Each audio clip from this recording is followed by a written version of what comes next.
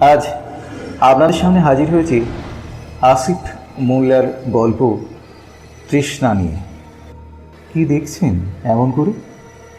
মিষ্টি নারী কণ্ঠে প্রশ্নটা শুনে চমকে উঠলাম। তাকিয়ে দেখি বছর 20-22 এক সুন্দরী যুবতী তার সুন্দর টানা টানা চোখে তাকিয়ে রয়েছে আমার দিকে। গোলাপি দুই ঠোঁটের ফাঁকে সামান্য হাসি, ফর্সা টকটকে মসৃণ মুখ, সন্ধ্যার মৃদু বাতাসে বাদামি চুলগুলো এলোমেলোভাবে উড়ছে। শীতকাল, তাই পরনে কালো জ্যাকেট আর জিন্স, পায়ে কালো বুট, দুই হাত জ্যাকেটের পকেটে ঢোকানো, গলায় একটা লাল রঙের স্কার্ফ, কানের টপস দুটো বোধহয় ডায়মন্ডের। এই অল্প আলোতেও সেগুলো চকচক করছে। তবে সব থেকে বেশি যেটা দৃষ্টি আকর্ষণ করে সেটা হলো মেয়েটির মুখ। কেমন যেন মায়াবী। কী ব্যাপার, এমন হা হয়ে গেলেন কেন মশাই? এবার ঠোঁটের মাঝে সাদা ঝকঝকে দাঁতগুলো অল্প দেখা গেল। দেখছিলাম এই বাড়িটা। দ্বিতীয় প্রশ্নে আমার চমক ভাঙল। এই প্রায় ভেঙে পড়া পুরনো বাড়িতে দেখার কি আছে? আছে, আমি পুরনো বাড়িঘর দেখতে ভালোবাসি। এইটা আমার একরকম রোগ বলতে পারেন। গুপ্তধন খুঁজে বেড়ান বুঝি? এবার তার হাসিতে একটু শব্দ হলো। বড় সুন্দর সেই হাসি। আপনাকে তো আগে দেখিনি, আপনি কি এখানেই থাকেন? আমি প্রশ্ন করলাম। এক সময় আমি এই বাড়িতেই থাকতাম। উদাস চোখে আকাশের দিকে চেয়ে বলল সে। থাকতেন মানে? আমার কৌতূহল হলো। বছর 10 আগে এই বাড়িতে একটা ভয়ঙ্কর দুর্ঘটনা ঘটেছিল জানেন। তারপর থেকে এখানে আর কেউ থাকে না। তা আপনি এখানে নতুন বুঝি? আগে হ্যাঁ, আমি কলকাতায় থাকি, এখানে বেড়াতে এসেছি, বলা যেতে পারে চেঞ্জে এসেছি। কলকাতা ছেড়ে একেবারে সিঙ্গুরের এই গ্রামে? তার প্রশ্নেই যেন সামান্য কৌতুক ছিল। আসলে এখানে আমার এক বন্ধুর বাড়ি, তাই তার সঙ্গেই কয়েকদিন ছুটি কাটাতে এসেছি। তাছাড়া শহরে মানুষ হলেও আমি গ্রাম ভালোবাসি। মাঝে মাঝে অফিস থেকে ছাড়া পেলে বিভিন্ন গ্রামে বেড়াতে চলে যাই। ও আই সি, তাহলে আপনার বন্ধু নিশ্চয়ই এই বাড়ি সম্বন্ধে আপনাকে কিছু বলেছে? একটু ইতস্তত করে বললাম, হ্যাঁ ওই আর কি। তা সত্ত্বেও এই সন্ধ্যেবেলা আপনি বাড়ির সামনে একা দাঁড়িয়ে রয়েছেন, আপনার ভয় করছে না? তার চোখে মুখের ভাব যেন একটু অন্যরকম হয়ে গেল। ভয় করবে কেন? ওই বদ অভ্যাস আমার নেই ম্যাডাম। তাছাড়া আপনি তো আমার সঙ্গে রয়েছেন, আমার তো ইচ্ছে হচ্ছে বাড়িটার ভিতরে একবার ঢুকে দেখি। পুরনো বাড়ির গন্ধ আমার খুব ভালো লাগে জানেন, আমি হালকা গলায় বললাম। মেয়েটি হাসল। বুকে তীরের মতো বিঁধে যায় সেই হাসি। সূর্য অস্ত গেছে মিনিট খানেক আগে। রক্তিম আকাশে অল্প অল্প মেঘ জমে আসছে। বছরের এই সময়ে দু একবার বৃষ্টি হয়েই থাকে। এই বাড়ির ত্রিসীমানায় অন্য কোনো ঘর বাড়ি নেই। কেন নেই তা নির্মল আমাকে জানিয়েছিল। আধো অন্ধকারে বাড়িটা কেমন যেন ভুতুড়ে বলে মনে হচ্ছে। বাড়ির পেছন দিকটা একসময় হয়তো বাগান ছিল, এখন সেটা জঙ্গলে পরিণত হয়ে গেছে। সেখান থেকে আচমকা শেয়ালের ডাক শুনে চমকে উঠতে মেয়েটি শব্দ করে হেসে উঠল। কি মশাই, এই যে বললেন ভয় করেন না, আপনি আবার বাড়ির ভেতরে ঢুকবেন? হাসতে হাসতে বলল সে। একটি সুন্দরী যুবতীর সামনে নিজের প্রেস্টিজটা পাংচার হওয়া থেকে বাঁচাতে আমি প্রসঙ্গ বদলানোর চেষ্টা করলাম। তা আপনি এখনও আপনার নামটা কিন্তু আমায় বলেননি। আমার নাম রিনা বলে মেয়েটি তার ডান হাতটা পকেট থেকে বের করে এগিয়ে দিল। আমি অনিন্দ বলে তার হাতটা ধরে চমকে উঠলাম। এ কি, আপনার হাতটা তো ভীষণ ঠান্ডা হয়ে গেছে। শীত বাড়ছে যে। হাসি মুখে তার সংক্ষিপ্ত উত্তর। আমি তার হাতটা ছেড়ে দিলাম। রিনা বলল, well I had to go now. রিনার সঙ্গে কথা বলতে বেশ ভালো লাগছিল। তার এই কথা শুনে একটু খারাপ লাগলো, কিন্তু সন্ধ্যার পর একটি যুবতী মেয়ের বাড়ির বাইরে থাকাটা বাড়ির লোকে পছন্দ করে না। তাই মুখে কিছু বললাম না, শুধু প্রশ্ন করলাম, কাল আবার আসবে তো? উত্তরে কিছু না বলে এক রহস্যময় হাসি হেসে রিনা এক পা করে দূরের অন্ধকারে হারিয়ে গেল।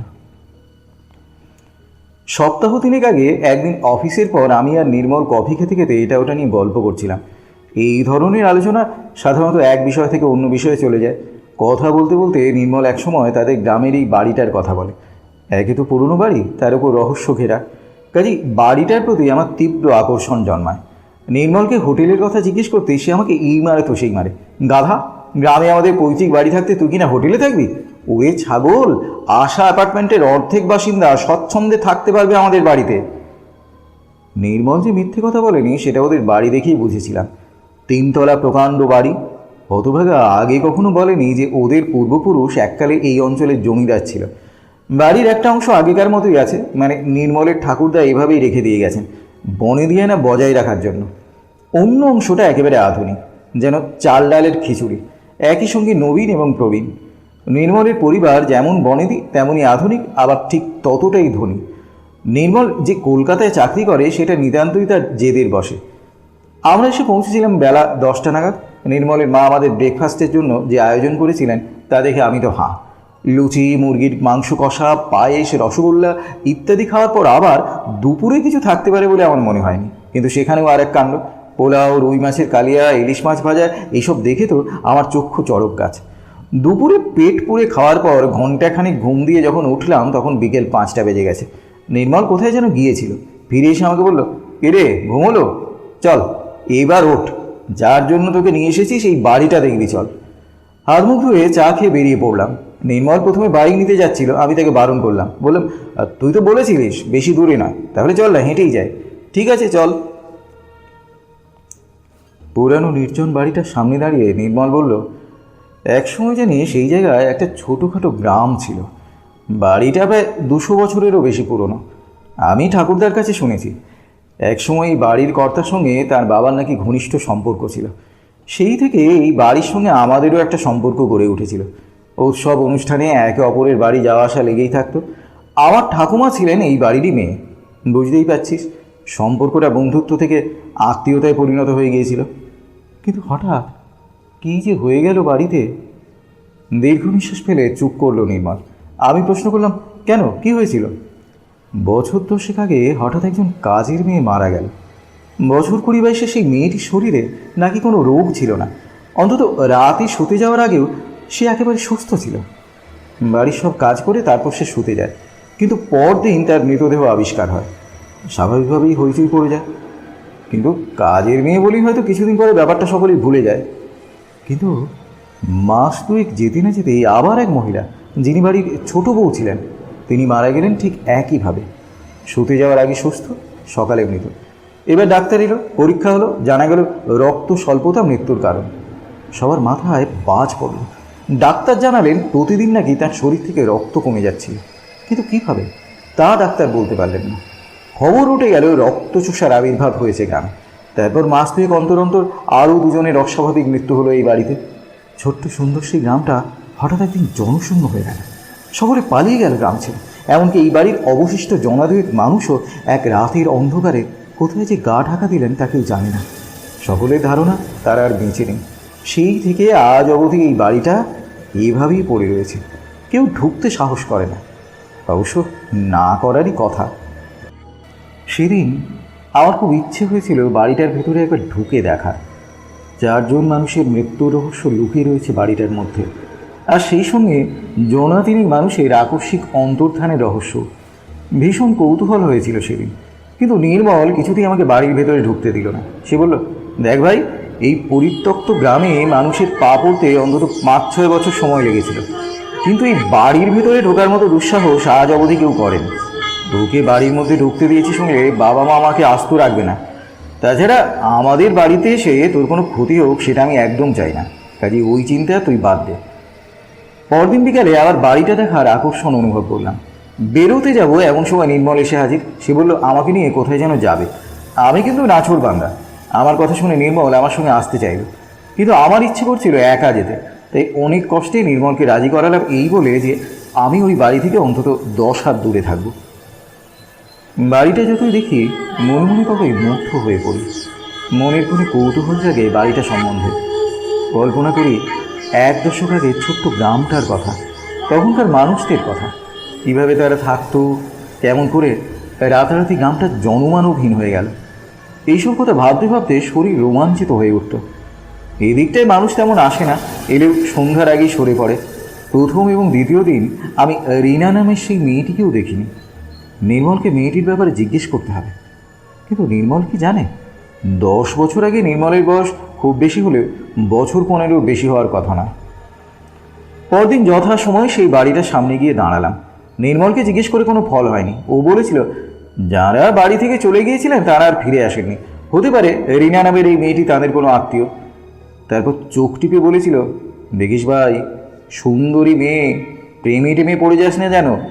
অবশ্য সেটা হলে একরকম ভালোই হয়, তোর একটা হয়ে যাবে। আজ এখানে আসার আর একটা উদ্দেশ্য হলো রিনার সঙ্গে দেখা করা এবং কথা বলা। কয়েক মিনিটের আলাপে মেয়েটিকে বেশ ভালো লাগতে শুরু করেছে। রিনার চোখ দুটো যেন মায়াবী, যেন অনেক রহস্য লুকিয়ে আছে তার দু চোখের মধ্যে। আর তার মন ভোলানো হাসি। আচ্ছা, আমি কি রিনার প্রেমে পড়ে যাচ্ছি? কি মশাই, কি ভেবে হাসছেন মনে মনে? চমকে উঠে দেখি পাশে রিনা দাঁড়িয়ে, পরনে একটা ব্লু জিন্স, গায়ে গোলাপি চাদর জড়ানো, পায়ে স্লিপার।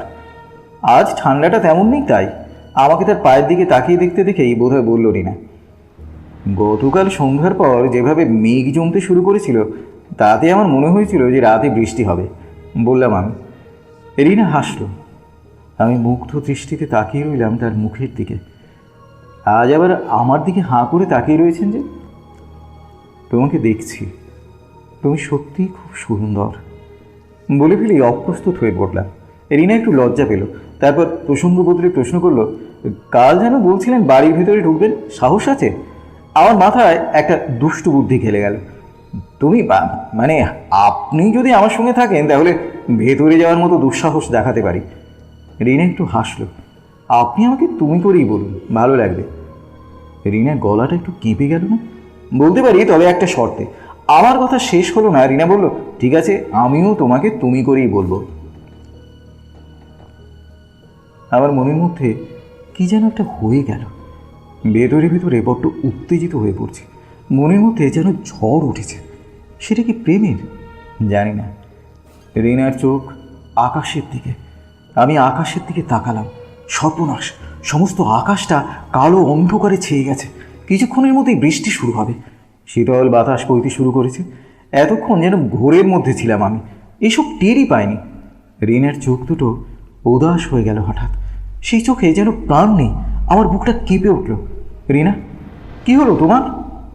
রিনা সম্বিত ফিরে পেল, যেন অন্য এক জগৎ থেকে পৃথিবীতে ফিরে এলো। তারপর তাকালো আমার দিকে। আমার বুকের ভেতরটা ছ্যাঁত করে উঠল। রিনার মুখটা ফ্যাকাশে হয়ে গেছে। তার গোলাপি ঠোঁট দুটো কাঁপছে। রিনা, রিনা, রিনা, কি হলো? তার দুই কাঁধ ধরে ঝাঁকানি দিলাম। রিনা, কি হয়েছে তোমার? শরীর খারাপ লাগছে? আমি প্রায় চিৎকার করে উঠলাম। কয়েক মুহূর্ত পরে মোটামুটি সামলে নিয়ে শুকনো গলায় রিনা বলল, আমার ভীষণ তেষ্টা পাচ্ছে। তুমি কোথায় থাকো? আমি তোমাকে পৌঁছে দিচ্ছি। আমি ব্যাকুল স্বরে বললাম, না, তার দরকার নেই, আমি চলে যেতে পারবো। তুমি ফিরে যাও, এক্ষুনি বৃষ্টি শুরু হবে। নরম অথচ দৃঢ় স্বরে কথাগুলো বলে কয়েক পা এগিয়ে গেল রিনা। আমি প্রশ্ন করলাম, রিনা, কাল দেখা হবে তো? রিনা দাঁড়িয়ে পড়ল, কিন্তু পেছনে তার না তাকিয়ে শুধু মাথা নাড়ল। তারপর ধীর পায়ে এগিয়ে গেল। বাড়ি ফিরে আসে কয়েক মিনিট পরেই ঝমঝম করে বৃষ্টি শুরু হলো। অন্ধকার ঘরে জানালার পাশে বসে বসে বৃষ্টি পড়া দেখতে দেখতে রিনার কথা ভাবছিলাম। মনের মধ্যে একটা প্রবল ছটফটানি। রিনাকে একবার দেখার জন্য মন ব্যাকুল হয়ে পড়ছে। ইচ্ছে করছে এখনই ছুটে যাই, কিন্তু সে যে কোথায় থাকে সেটা আমি জানি না। তাছাড়া এই বৃষ্টিতে নির্মল কি আমাকে বাড়ির বাইরে যেতে দেবে? কিরে, ঘর অন্ধকার করে বসে আছিস যে, কী ব্যাপার? নির্মল ঘরে ঢুকেই বাতি জ্বালিয়ে ফের প্রশ্ন করলো। এই বসে বসে বৃষ্টি দেখছি। নির্মল তক্ত বসে বসলো। তার পেছনে কাজের লোক হারু ট্রেতে করে চা, সিঙ্গারা, নিমকি ইত্যাদি নিয়ে এসে রাখলো টেবিলের উপর। এই অনিল, তোর কী হয়েছে রে? সকাল থেকে ছটফট করছিলিস, বিকালে হন্তদন্ত হয়ে বেরিয়ে কোথায় চলে গেলি? এখন আবার মুড অফ করে বসে রয়েছিস। কী ব্যাপারে? শরীর খারাপ নাকি? কলকাতা ছেড়ে এখানে থাকতে ভালো লাগছে না? নির্মলকে সব কথা খুলে বলবো কি? বলবো যে আমি রিনাকে ভালোবেসে ফেলেছি। রিনাকে ছেড়ে আমি থাকতে পারছি না। প্রত্যেকটা মুহূর্ত তার অভাব বোধ করছি। তার সঙ্গে কাটানো এক একটা সেকেন্ড আমার মনের গভীরে ঘুরে ফিরে বেড়াচ্ছে। তাকে দেখতে না পেয়ে আমার হৃদয়টা জ্বলে পড়ে যাচ্ছে। এইসব কথা নির্মলকে বলবো? উত্তর দিচ্ছিস না যে বড়? শেষ পর্যন্ত ওই গ্রাম্য মেয়েটার প্রেমে পড়ে গেলি? হালকাভাবে কথাটা বলে হাসলো নির্মল। নে চা খা বলে চায়ের কাপ এগিয়ে দিল আমার দিকে। আমি নীরবে চা শেষ করে বললাম, বড় ঘুম পাচ্ছে ভাই, আজ বিকেলে তেমন ঘুম হয়নি। তাছাড়া এই ঠান্ডা আবহাওয়ায় চোখ জুড়িয়ে আসছে। মাসিমাকে বলে দিস রাতে আর কিছু খাবো না, শরীরটা কেমন যেন ম্যাচ ম্যাচ করছে। কাল সকালে দেখা হচ্ছে, গুড নাইট। নির্মলকে আর কোনো কথা বলতে না দিয়ে আমি তক্ত বসে লম্বা হয়ে শুয়ে পড়লাম। না, ঘুম আমার পায়নি, পাওয়ার কথাও নয়। মন অস্থির হয়ে থাকলে ঘুম আসে না। আজ সন্ধ্যায় দেখা রিনার মুখটা মনে পড়ছে বারবার। কাঁপা কাঁপা ঠোঁটে তার উচ্চারিত একটা শব্দ কানের কাছে পাচ্ছে, তেষ্টা তেষ্টা তেষ্টা। আমি কি পাগল হয়ে যাচ্ছি? আমার কি মাথা খারাপ হয়ে গেছে? কে রিনা? সে কি আমাকে সম্মোহন করে ফেলল? সে কি কোনো মায়াবী নারী? আমার শরীর অবশ হয়ে আসছে, আমি প্রচণ্ড ক্লান্ত, আমি বিশ্রাম চাই। পরদিন সকালে ঘুম থেকে উঠে শরীর এবং মস্তিষ্ক একেবারে ঝরঝরে মনে হলো। বৃষ্টির কারণে রাতে ঘুমটা দারুণ হয়েছে। হাত মুখ ধুয়ে বাইরে এসে ব্রেকফাস্ট করলাম। নির্মল সিঙ্গুর বাজারের বিখ্যাত কচুরি নিয়ে এসেছিল আমার জন্য। বলল, এই জিনিস কলকাতায় পাবি না, খেয়ে দেখ। সত্যি কচুরির তুলনা নেই।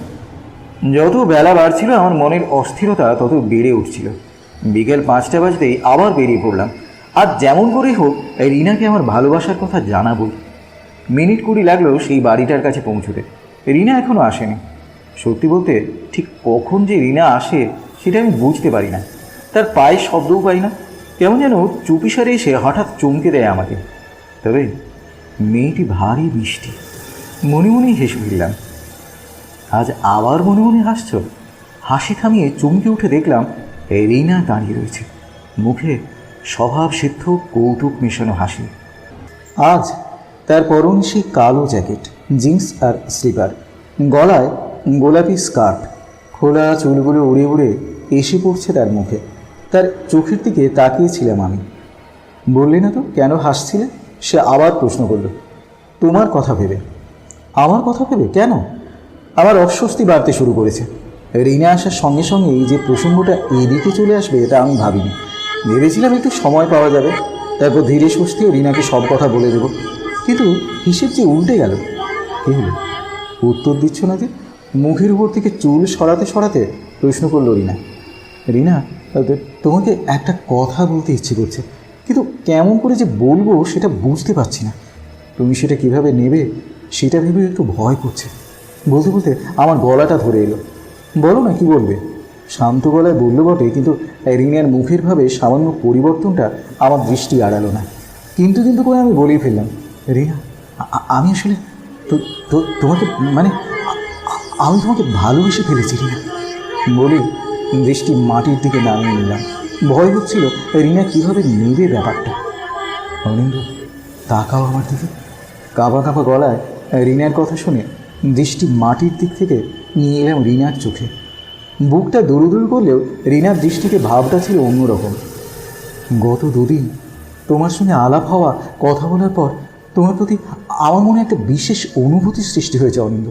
কাল সারা রাত আমি তোমার কথাই শুধু ভেবেছি, তোমার অভাব বোধ করেছি মারাত্মকভাবে। এটা যদি প্রেম হয় তাহলে তাহলে আমি প্রশ্ন করলাম, তাহলে তাহলে আমিও তোমাকে ভালোবেসে ফেলেছি অনিন্দ। রিনার ফর্সা মুখটা রাঙা হয়ে উঠেছে, দৃষ্টিতে লজ্জার আভাস। আমার বুকের ভেতরটা একবার নিচে উঠল। 2 পা এগিয়ে গিয়ে রিনার কোমল 2 হাত নিজের হাতের মধ্যে চেপে ধরলাম। সেই মুহূর্তে রিনার 2 চোখ ছলছল করে উঠল। অনুভব করলাম আমার 2 চোখ দিয়েও জল পড়ছে। বাড়িটার ভেতরে যাবে নাকি? কান্নার হাত থেকে বাঁচার জন্যই বোধহয় রিনা এই কথা বলল। আমি তার হাত দুটো ছেড়ে দিয়ে চোখের জল মুছলাম। রিনাও তার হাত দিয়ে চোখ মুছল। চারপাশে অন্ধকার নামতে শুরু করেছে। সূর্য অস্ত গেছে কয়েক মিনিট আগেই।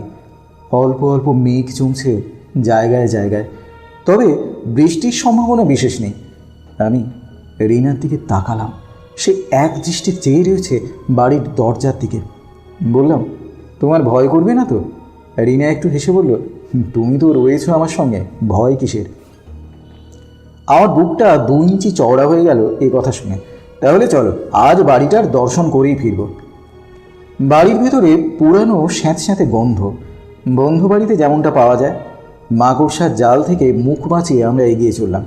খোলা জানালা আর বিভিন্ন ফাঁক ফোঁকর দিয়ে সন্ধ্যার অল্প আলো বাড়ির মধ্যে প্রবেশ করছে।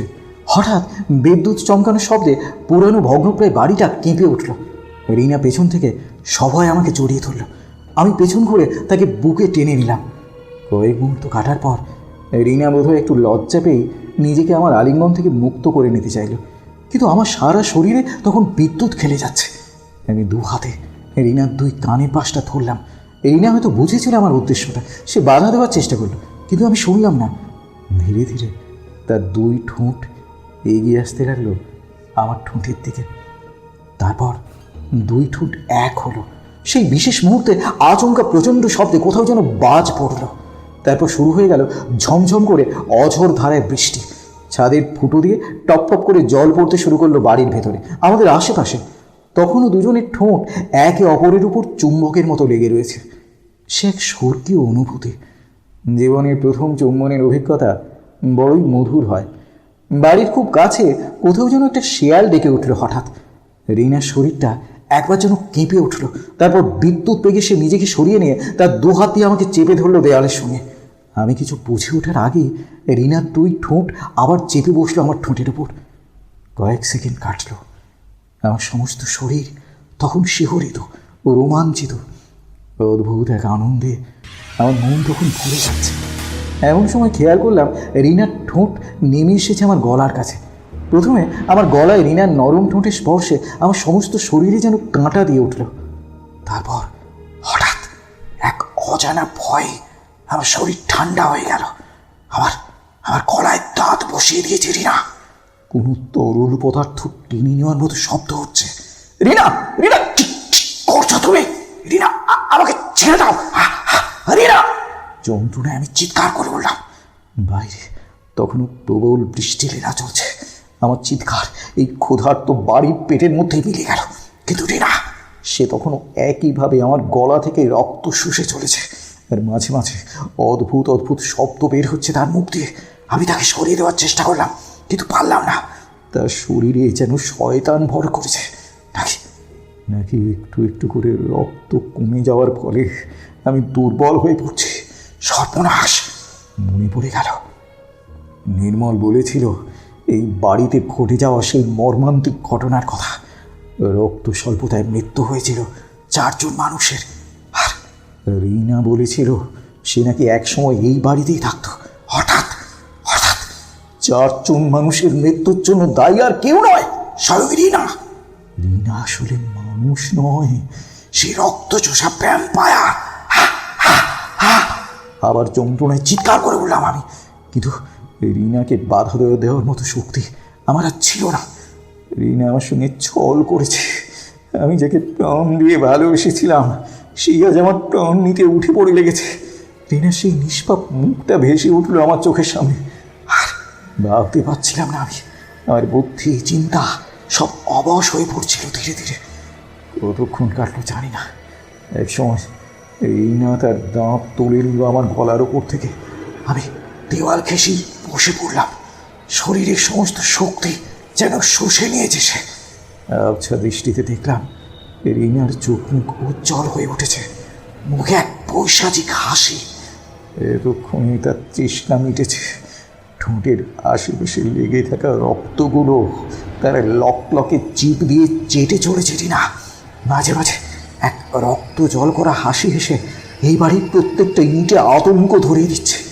আর আমার কানের মধ্যে বাজছে রিনার বলা সেই শব্দটা, তেষ্টা তেষ্টা তেষ্টা।